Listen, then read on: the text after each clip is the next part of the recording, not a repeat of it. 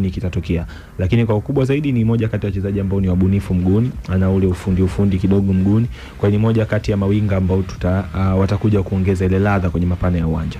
Baada ya kumprofile Anicet, tuanze kuangalia kwenye engo ya takwimu. Huyo ni mchezaji ambaye katika maisha yake ya soka alianza kwenye klabu moja inaitwa African Sports, ipo pale Ivory Coast. Achana na Tanzania. Achana hii ya Tanzania Tanga.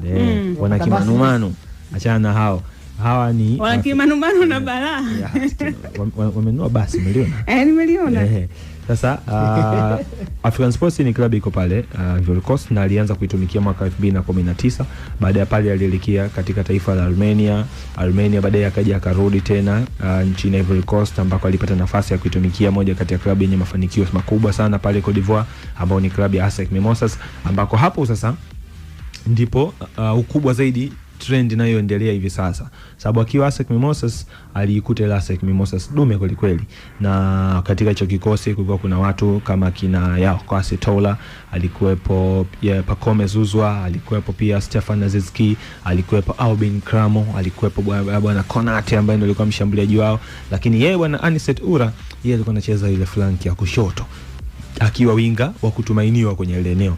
Baada ya pale alitoka tena akaenda kwenye klabu ya Stellenbosch Afrika Kusini, na baada ya kutoka Stellenbosch akasafiri akaenda kuutwanga katika taifa la Finland, ambako alienda mwaka jana na mpaka kufika Januari wakawa Finland Ulaya hiyo. Yes, alienda Ulaya wastara huyo. Ambako ametumikia hapo kwenye takriban mechi 5, na mwisho wa siku baada ya masuala yao kimkataba then ameamua kuondoka, ambako amepata nafasi ya kujiunga na Simba. Kwa hiyo huku kote alikopita amecheza jumla ya mechi 92. Lakini katika hizi mechi 92 Anicet amefunga bao 17 na amefanikiwa kutengeneza nafasi 10 ambazo wenzio wamezitumia na kufunga, nikimaanisha assist 10. Hizi ni takwimu ambazo ni nzuri kwa mchezaji anayecheza kwenye mapana ya uwanja, kwa sababu katika mechi hizo 92 alizocheza tunazungumza takriban goli 27 ambazo zimetoka kwenye mguu wake.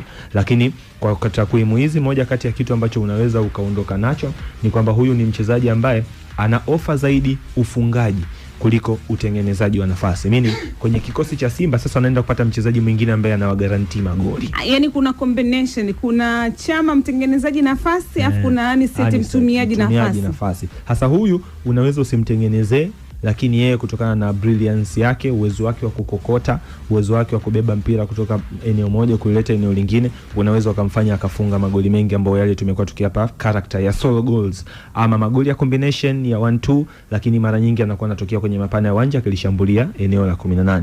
Kwa hiyo hii ni moja kati ya character ambayo Anicet Ura anayo.